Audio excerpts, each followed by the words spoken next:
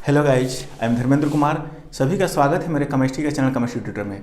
आज हम आप लोगों के लिए लेकर आए सोल्यूशन का बहुत ही important original lecture abnormal molar mass and quantum factor.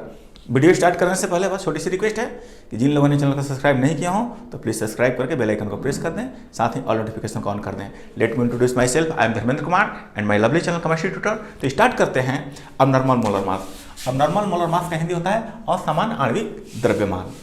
इसका डेफिनेशन होता है कि when the molar mass calculated with the help of colligative properties is different from theoretical molar mass it is called abnormal molar मास। इसको ऐसे example से समझते हैं, जैसे मान लीजिए कि हम किसी भी सॉल्यूट को डिजल्व करके सॉल्वेंट में सॉल्यूशन प्रिपेयर करते हैं, तो हम जो सॉल्यूट होता है, सॉल्यूट के टू टाइप्स से हम लोग मोलर मास को फाइंड कर सकते हैं।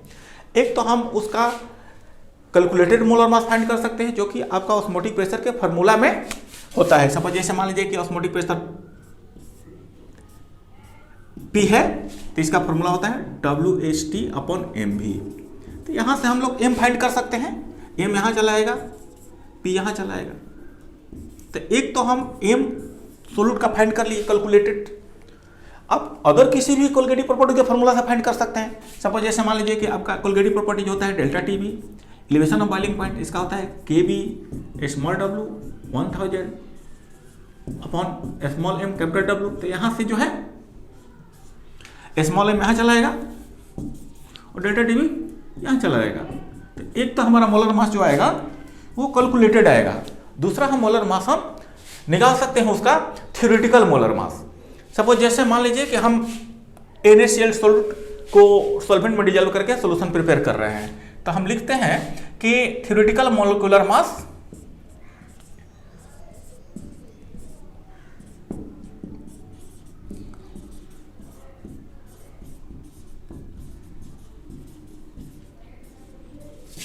Of NaCl।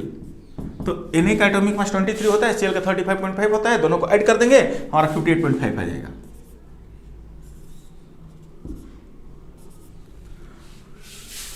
तो ये तो हो गया एक्सपेरिमेंटल मोलिकुलर मास NaCl का। बट हम NaCl को सॉल्वेंट में डिजॉल्व करके सॉल्यूशन प्रिपेयर किया, तो फिर तो ये इस फार्मूला से भी हम NaCl का मोलिकुलर मास फाइंड कर सकते हैं, या फिर इस फार्मूला से भी NaCl का हम मोलिकुलर मास फाइंड कर सकते हैं। तो इसको हम लोग कैलकुलेटेड मोलिकुलर मास कहेंगे। तो यहां पर हो गया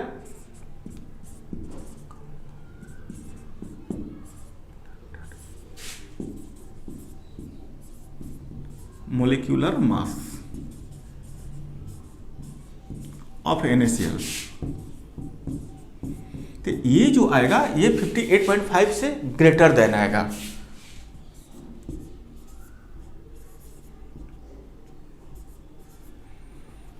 जबकि हम जानते हैं कि कोई भी वैल्यू जो एक्सपेरिमेंट से आना चाहिए वही आपका कैलकुलेशन से भी आना चाहिए, लेकिन यहां तो डिफरेंट कर रहा है। तो जो मोलर मास डिफरेंट करता है थ्योरेटिकल और कैलकुलेटेड, तो उस कैलकुलेटेड मोलर मास को हम कहते हैं अबनॉर्मल मोलर मास। ये जो मोलर मास हुआ अब नॉर्मल मोलर मास या मोलिकुलर मास इसको कह सकते हैं। मोलिकुलर मास सारा सोल्यूट होता है, उसका थ्योरेटिकल और कैलकुलेटेड जो मोलर मास है डिफरेंट नहीं करेगा। जैसे अगर NaCl के जगह पर और ग्लूकोज का अगर हम थ्योरेटिकल मोलर मास निकालते तो 180 आता, और उसका कैलकुलेटेड ही मोलिकुलर मास निकालते तो 180 आता। अगर शुगर का हम थ्योरेटिकल निकालते मोलिकुलर मास तो आता 342, और हम उसका कैलकुलेटेड भी निकालते तो आता 342। तो ऐसा क्यों हो रहा है कि ग्लूकोज और शुगर का सेम आ रहा है? रूल भी यही है कि जो एक्सपेरिमेंट से वैल्यू होना चाहिए वो कैलकुलेशन से भी आना चाहिए। तो जो शुगर या ग्लूकोज होता है आफ्टर डिजॉल्विंग डिसोसिएट नहीं होता है। अगर डिजॉल्विंग से पहले अगर 1 मोल है तो आफ्टर डिजॉल्विंग ही वो सोल्यूशन में 1 मोल ही होगा। बट NaCl के साथ ऐसा नहीं होता है। NaCl डिजॉल्विंग से पहले अगर 1 मोल रहेगा तो आफ्टर डिजॉल्विंग आपको Na+Cl-2 मोल दे देगा। तो वैसे सोल्यूट जो आफ्टर डिजॉल्विंग डिसोसिएट हो जाए या फिर एसोसिएट हो जाए तो उनका कैलकुलेटेड मोलिकुलर मास और थ्योरेटिकल मोलर मास डिफरेंट होते हैं, और जो कैलकुलेटेड मोलिकुलर मास डिफर करता है उसी को हम लोग कहते हैं अबनॉर्मल मोलर मास। हम लोग, क्योंकि कोई भी सोल्यूट का 2 टाइप्स ऑफ वैल्यू फाइंड कर सकते हैं, एक थ्योरेटिकल एक कैलकुलेटेड। तो अगर आपको सेम आता है जिस सोल्यूट का मोलर मास, उसको हम लोग अबनॉर्मल मोलर मास नहीं कहेंगे, लेकिन जिस सोल्यूट का डिफर आता है कैलकुलेटेड मोलर मास और थ्योरेटिकल मोलर मास, तो फिर उसको हम लोग अबनॉर्मल मोलर मास कहेंगे। और किसका डिफर आएगा, तो वैसा सोल्यूट जो आफ्टर डिजॉल्विंग डिसोसिएट या एसोसिएट हो जाएगा। तो सबसे पहले हम डिफिनेशन लिखते हैं। तो इसका डिफिनेशन लिखते हैं कि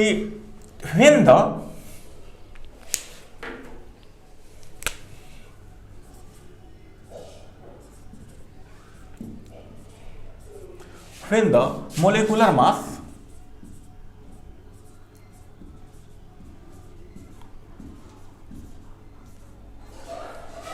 calculated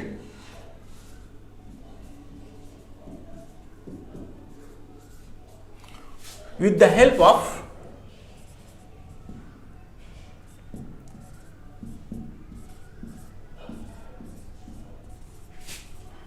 colligative property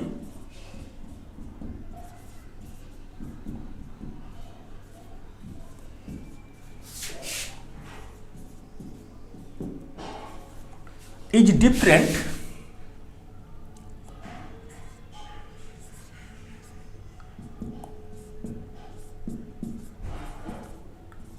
from theoretical molecular mass.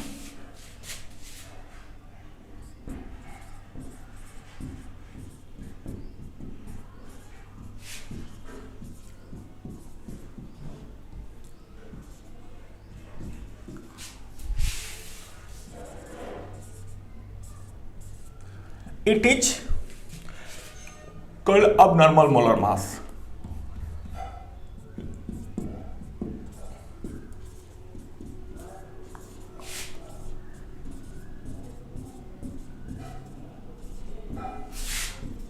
Molar mass या मोलिकुलर मास एक ही चीज है।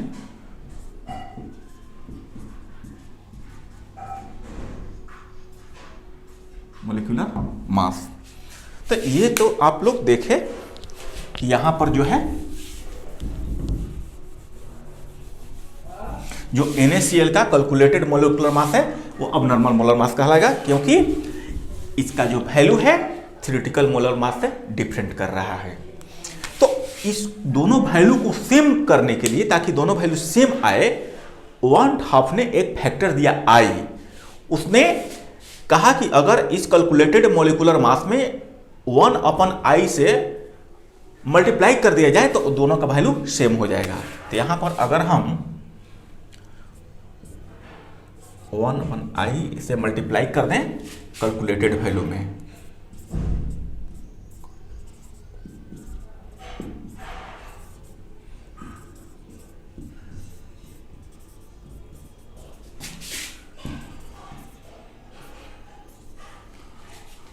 तो अब ये जो मोलिकुलर मास है ये एक्सपेरिमेंटल मोलिकुलर मास के इक्वल हो जाएगा। तो यहां पर हम लिख सकते हैं कि थ्योरेटिकल, या इसको ऑब्जर्व्ड भी, थ्योरेटिकल मोलिकुलर मास को ऑब्जर्व्ड मोलिकुलर मास भी लिख सकते हैं, दोनों एक ही चीज है।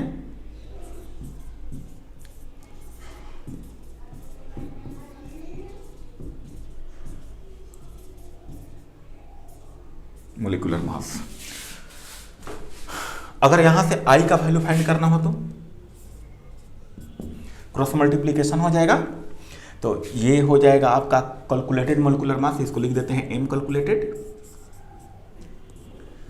और ये डिवाइड में आ जाएगा M ऑब्जर्व्ड। यहां पर जो है I क्या है, तो 1/2 के द्वारा दिया गया फैक्टर है, तो इसको हम लोग उसी के नाम पर 1/2 फैक्टर कहते हैं। फिर I जो है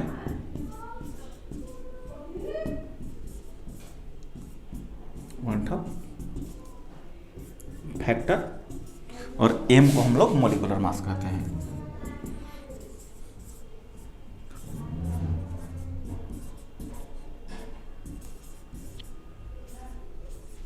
एब्सोल्यूट।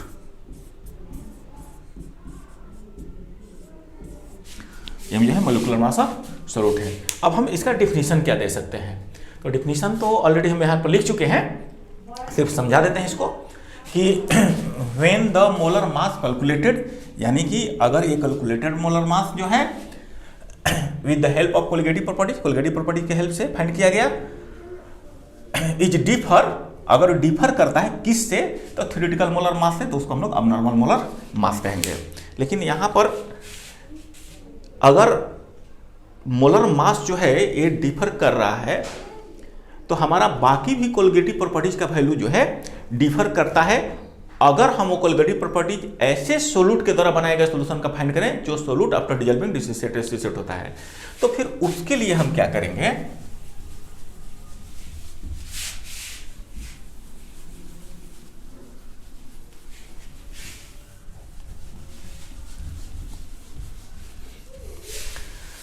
जैसे मान लीजिए कि आपको ऑस्मोटिक प्रेशर एक कोलिगेटिव प्रॉपर्टीज है, तो इसका होता है WHT/mv। तो हम क्या देख रहे हैं कि यहां पर जो है m जो है इन्वर्सली प्रोपोर्शनल है ऑस्मोटिक प्रेशर का। तो यहां m में अगर हम, यहां जो m है, इस m में अगर हम 1/i से मल्टीप्लाई करते हैं, तो यहां सिर्फ हम i से मल्टीप्लाई करेंगे। यानी कि अगर मोलेकुलर मास अब नॉर्मल होगा तो वो कैलकुलेटेड वैल्यू को थ्योरेटिकल वैल्यू के सेम करने के लिए हम 1/a से मल्टीप्लाई करेंगे। अगर हमारा कोई कोलिगेटिव प्रॉपर्टी होगा तो उसको थ्योरेटिकल और कैलकुलेटेड वैल्यू को सेम करने के लिए हम सिर्फ i से मल्टीप्लाई करेंगे। इसमें जो है, अब i क्या है इसका हम लोग डेफिनेशन लिखते हैं। तो i जो है ये रेशियो होता है, इसको हम लोग कहते हैं वांट ऑफ फैक्टर, इसको कहते हैं वांट ऑफ फैक्टर।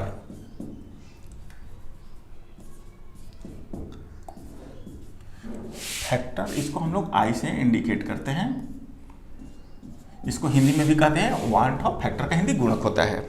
यह जो फैक्टर दिया गया था ये 1886 में दिया गया था, 1886। और वांट ऑफ फैक्टर है क्या, तो ये रेशियो होता है। किसका रेशियो होता है, तो ये रेशियो होता है ऑब्जर्व्ड वैल्यू, ये जो ऑब्जर्व्ड वैल्यू थ्योरेटिकल वैल्यू को ऑब्जर्व्ड वैल्यू कहते हैं, observed value of colligative properties to the calculated value of colligative properties का रेशियो को हम लोग आई कहते हैं। तो इसका डेफिनेशन लिख सकते हैं कि want of introduce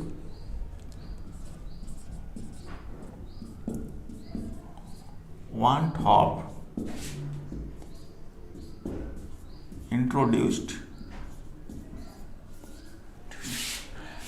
a factor I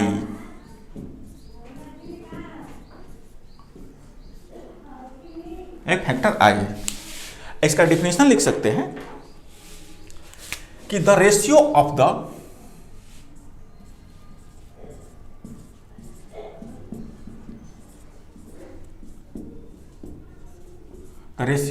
the observed या एक्सपेरिमेंटल वैल्यू, ऑब्जर्व्ड इसको हम लोग एक्सपेरिमेंटल वैल्यू कह सकते हैं,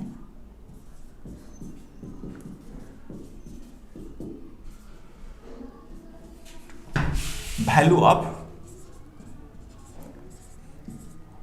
colligative properties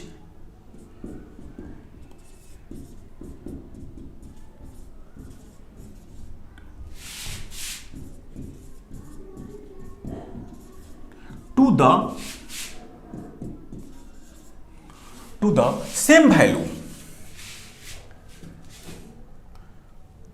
to the calculated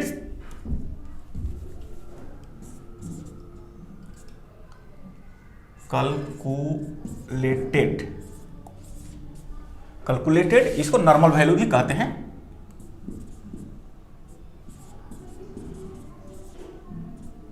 normal value of the same colligative properties,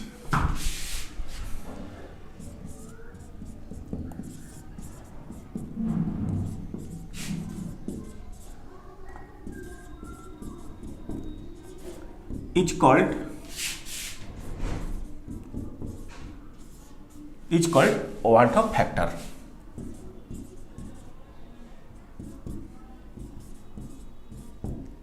want of factor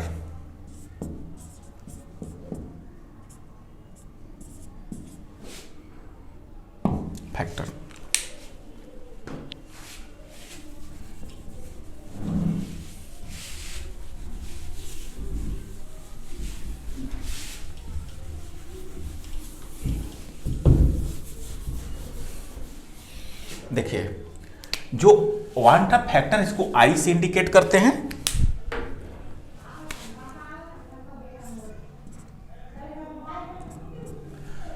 और आई जो है ए रेशियो है। तो ये रेशियो है, किसका रेशियो है?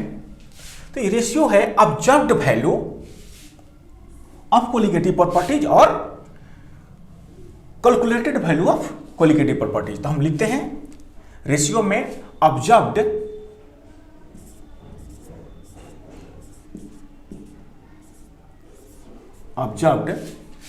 वैल्यू ऑफ ए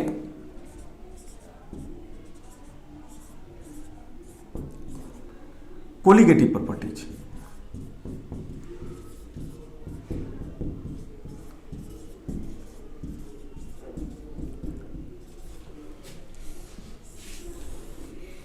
यह जो है रेशियो है किसका? तो observed value of colligative properties और calculated value of colligative properties का रेशियो है। यहां लिखेंगे calculated value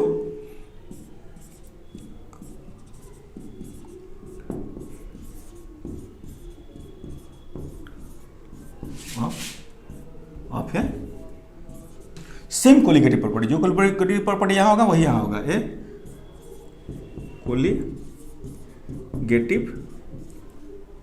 property.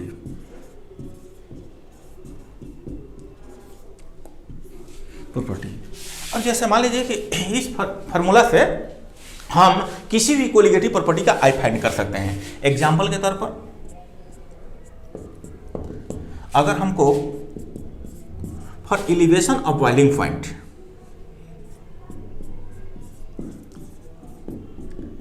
Elevation of boiling point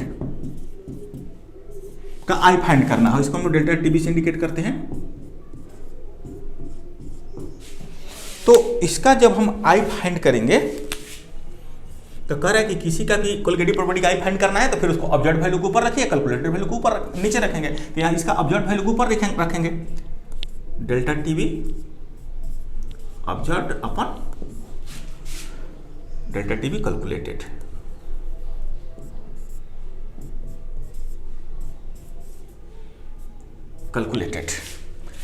अब जो है और करके यहां लिख सकते हैं कि अगर डेल्टा टीबी ऑब्जर्व फाइंड करना हो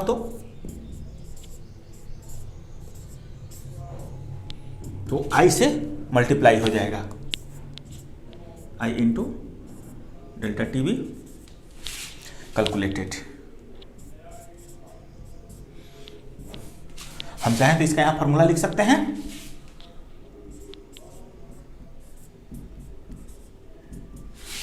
इसका फॉर्मूला होता है K B small W into 1000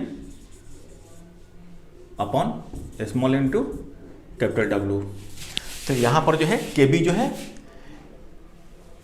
molar elevation constant है, स्मॉल डब्ल्यू जो है वेट ऑफ सॉल्यूट है, स्मॉल एम जो है मोलिकुलर मास ऑफ सॉल्यूट है और कैपिटल डब्ल्यू जो है वेट ऑफ सॉल्वेंट होता है। इसी तरह से सभी कोलिगेटिव प्रॉपर्टीज का आई हम फाइंड कर सकते हैं। सपोज जैसे मान लीजिए कि यहां पर हमको डिप्रेशन ऑफ फ्रीजिंग पॉइंट का फाइंड करना है आई।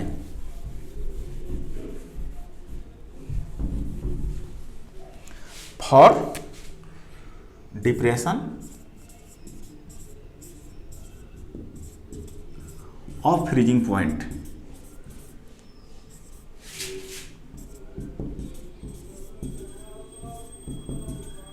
इसको हम लोग डेल्टा टीएफ से इंडिकेट करते हैं। तो बस जो आई का फार्मूला लगाएंगे कि जो भी कोलिगेटिव प्रॉपर्टी उसका ऑब्जर्व्ड वैल्यू के ऊपर कैलकुलेटेड वैल्यू के नीचे, तो यहां पर जो है जहां डेल्टा टीबी था सब डेल्टा टीएफ हो जाएगा। डेल्टा टीएफ का ऑब्जर्व्ड वैल्यू ऊपर कैलकुलेटेड वैल्यू नीचे हो जाएगा। यहाँ डेल्टा टीएफ हो जाएगा, यहाँ भी डेल्टा टीएफ हो जाएगा, यहाँ भी डेल्टा टीएफ हो जाएगा।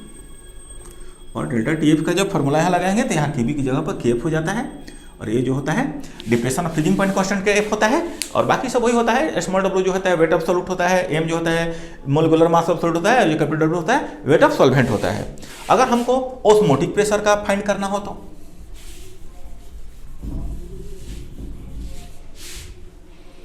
यहाँ पर जो है फॉर ऑस्मोटिक प्रेशर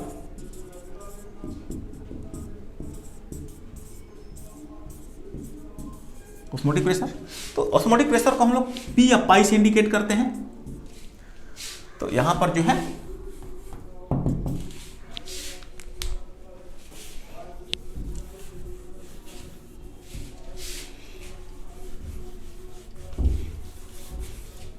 कह रहा है कि जो भी ऑस्मोटिक प्रेशर उसका ऑब्जर्व्ड वैल्यू को ऊपर लिखना है।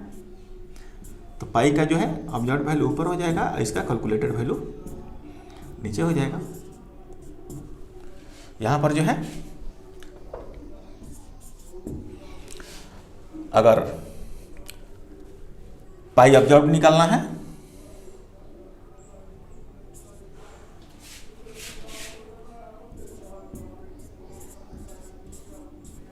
ऑब्जर्व्ड, तो फिर तो यहां पर आई में मल्टीप्लाई हो जाएगा कैलकुलेटेड वैल्यू का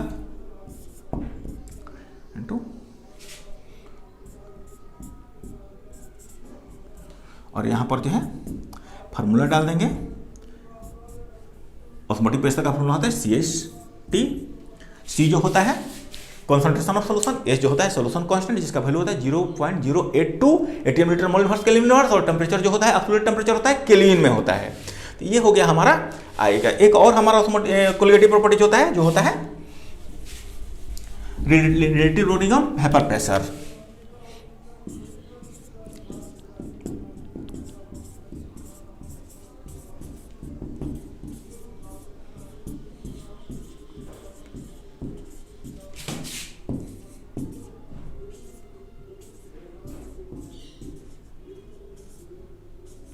प्रेशर, तो इसमें जो है लोअरिंग ऑफ वेपर प्रेशर का ऑब्जर्व्ड वैल्यू को ऊपर रखेंगे, कैलकुलेटेड वैल्यू को नीचे रखेंगे। यानी कि यहां लिख देंगे हम लोग delta P observed value upon delta P calculated value. अब जो है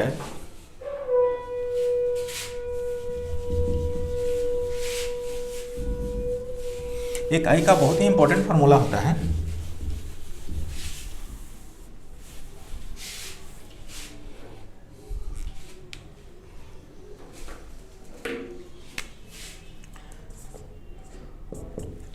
I is equal to total number of moles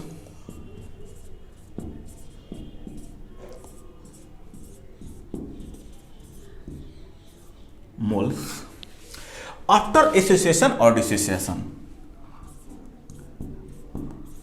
after association or dissociation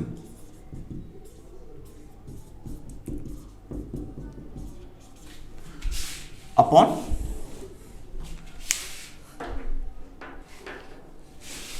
total number of mole before association और डिसोसिएशन।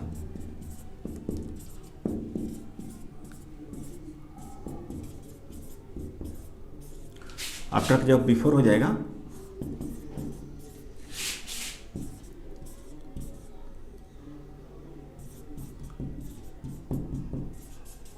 और डिसोसिएशन,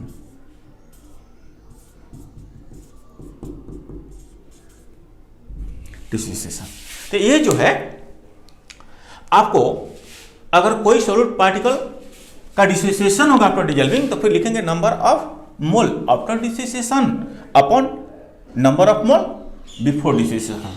अगर किसी सॉलिड पार्टिकल का after dissolving dissociation हो रहा है तो लिखेंगे कि number of mole after dissociation और number of mole before dissociation. तो अब इसके बेस पर हम कैसे किसी भी सॉलिड का आई फाइंड करते हैं।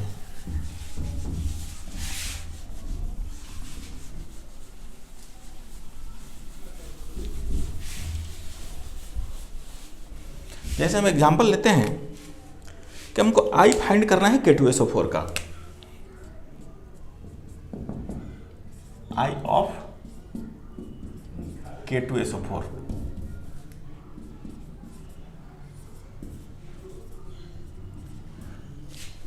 यह मान लें कि K2SO4 जो है कंप्लीटली डिसोसिएट हो रहा है आफ्टर डिसॉल्विंग। तो यहां पर जब K2SO4 डिसोसिएट होगा 2K प्लस और SO4 2 माइनस में डिसोसिएट होगा। यानी कि आफ्टर डिसोसिएशन इसका 3 मोल है, 2 मोल के प्लस का, 1 मोल SO4 का, और बिफोर डिसोसिएशन इसका सिर्फ 1 मोल है, यहाँ पर 1 है K2SO4 का। तो जब इसका फाइंड करेंगे, आई फाइंड करेंगे, तो कह रहे हैं कि number of mole after dissociation, तो आफ्टर डिसोसिएशन 2K प्लस और 1 SO4 टोटल 3 मोल है, और upon number of mole before dissociation, तो बिफोर डिसोसिएशन 1 मोल है तो कितना हुआ, 3 हो गया।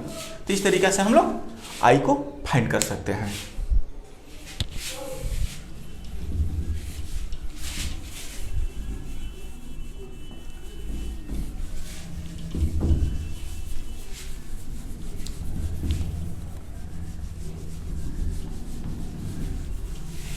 अगला हेडिंग है हम लोग का बिहेवियर ऑफ सॉल्यूट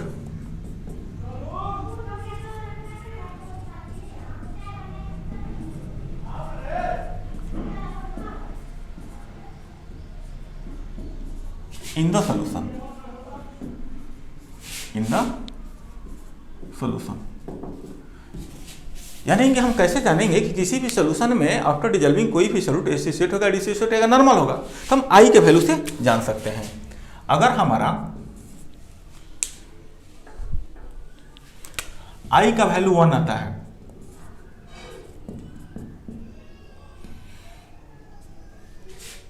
तो हमारा जो है नॉर्मल बिहेव करेगा solute, normal behaviour of solute, normal behaviour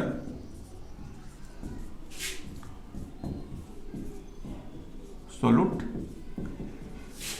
in the solution, in the solution.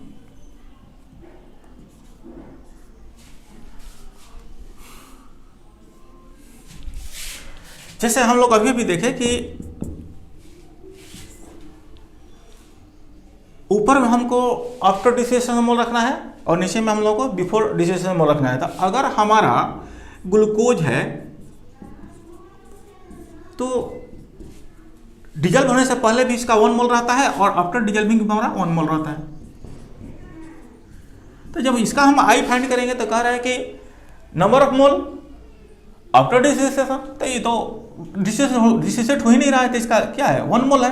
और कह रहा है कि upon number of mole before dissociation, तो बिफोर जो डिजल्व हो रहा है उससे पहले भी ये 1 है, तो कितना होगा 1। तो 1 कब आएगा, जबकि आपका ऊपर और नीचे सेम मोल रहेगा। और सेम मोल कब होगा, जब डिजल्विंग से पहले भी जितना मोल रहे आफ्टर डिजल्विंग हो उतना ही मोल रहे, हो डिसोसिएट या एसोसिएट ना हो। तो इसलिए वो जिसका वैल्यू 1 आएगा हम समझ जाएंगे कि normal behaviour of solute in the solution.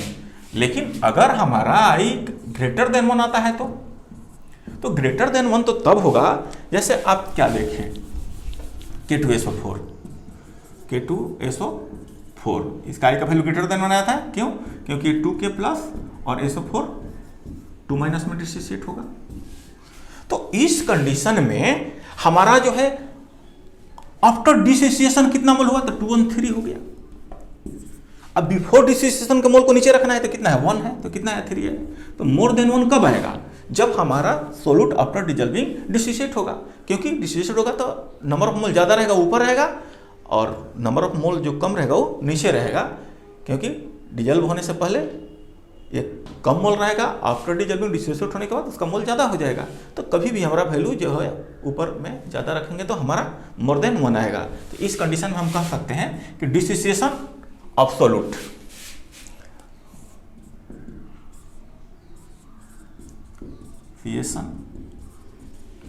Of solute in the solution, in the solution. But अगर हमारा आई जो है लेस देन 1 हो तब क्या होगा, तो लेस देन कब आएगा, जब नीचे ज्यादा मोल रहेगा और ऊपर कम मोल रहेगा, तब जाकर लेस देन होगा। तो ये तब संभव है जबकि इनिशियली आपका कम मोल हो, आफ्टर डिजल्विंग नहीं, इनिशियली आपका ज्यादा मोल हो और आफ्टर डिजल्विंग वो एसोसिएट होकर के कम हो जाए, क्योंकि आफ्टर वाला ऊपर रखना है तो कम ऊपर होगा कब, जब शुरू में ज़्यादा रहेगा बाद में कम हो जाएगा। तो शुरू में मोल ज़्यादा है और एसोसिएट होने के आफ्टर वो क्या हो रहा है, कम मोल हो जा रहा है। तो आफ्टर वाला ऊपर रखते हैं तो यानी कि कम मोल ऊपर हो जाएगा, और इनिशियली जो बिफोर होता है उसके मोल को हम लोग नीचे रखते हैं। तो इस कंडीशन में हमारा लेस देन 1 हमारा क्या आएगा, आई का वैल्यू आएगा। तो यहाँ पर जब भी हमारा आई का वैल्यू लेस देन 1 आए तो हम समझ जाएंगे कि एसोसिएशन ऑफ सॉल्यूट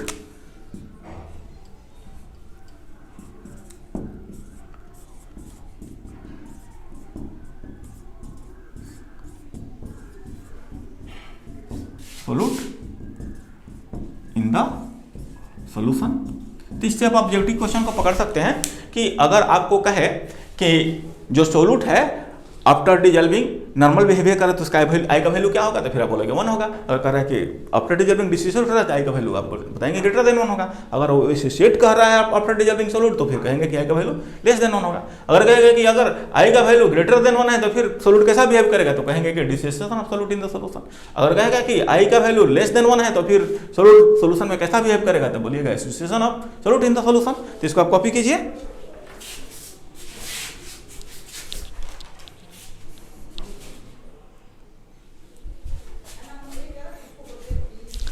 हम कुछ न्यूमेरिकल्स को देखते हैं। हमारा फर्स्ट न्यूमेरिकल है determine the amount of CaCl2। I का वैल्यू दिया हुआ है 2.47, dissolved in 2.5 litre of water such that its osmotic pressure is 0.75 atm at 27 degree C। इसको हिंदी में भी लिख दिए कि 2.5 लीटर वाटर में घुले CaCl2, इसका आई का वैल्यू दिया हुआ है कि मात्रा निर्धारित करें 27 डिग्री C पर, इसका प्रसारण दाब 0.75 atm है। इसमें जो सोल्यूट है आफ्टर डिजल्विंग डिसोसिएट होने वाला है, क्योंकि ये आयनिक कंपाउंड है इसलिए इसका आई की वैल्यू दे दिया है। क्योंकि जब भी हम एस्मोटिक प्रेशर का फार्मूला, जब भी हम कोलिगेटिव प्रॉपर्टी का फार्मूला लगाएंगे तो फिर उसमें हमको आई के वैल्यू से मल्टीप्लाई करना होगा, क्योंकि हमारा सोल्यूट जो है डिसोसिएट होने वाला है। अगर हमारा सोल्यूट डिसोसिएट होने वाला नहीं रहता तो फिर हमको आई के वैल्यू से कोई मतलब नहीं था। लेकिन जब भी आपका सोल्यूट डिजल्व होकर के जो सोल्यूशन बना रहा है वो आफ्टर डिजल्विंग डिसोसिएट होगा, तो फिर आपको कोई भी कोलिगेटिव प्रॉपर्टी का फार्मूला लगेगा उसमें आई से आपको मल्टीप्लाई करना होगा। या तो आई का वैल्यू आपको क्वेश्चन में दिया होगा, फिर आप फार्मूला से फाइंड कीजिएगा। तो इसमें सबसे पहले हम इसको सॉल्व करते हैं। इसमें जो है हमारा आई दिया हुआ है, सबसे पहले आई को ही नोट कर देते हैं 2.47, और जो CaCl2 जो डिजल्व हो रहा है सोल्यूट उसका अमाउंट फाइंड करना है। तो सोल्यूट के अमाउंट को हम लोग स्मॉल डब्ल्यू से इंडिकेट करते हैं, वाट हो गया। और CaCl2 जब डिजल्व हो रहा है तो सोल्यूट का हम मोलिकुलर मास CaCl2 का फाइंड कर सकते हैं। तो m ऑफ CaCl2, इसका Cl का 35.5 होता है और Cl का 40 होता है, और एटॉमिक मास को हम ऐड जब करेंगे तो हमारा मोलिकुलर मास हो जाएगा 111 ग्राम मोल इनवर्स होगा ये। इसके बाद जो है जो सॉल्यूशन प्रिपेयर हो रहा है 2.5 लीटर हो रहा है।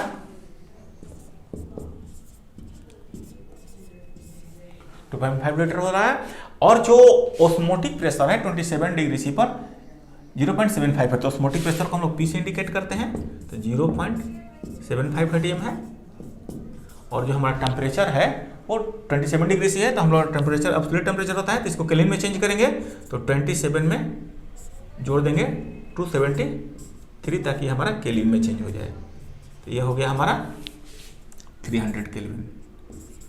और एस का वैल्यू तो फिक्स होता है, इसको हम लोग लिख देंगे 0.0821 atm litre mole inverse kelvin inverse. अब हम ऑस्मोटिक प्रेशर का फॉर्मूला इसमें अप्लाई करते हैं। तो ऑस्मोटिक प्रेशर का फॉर्मूला होता है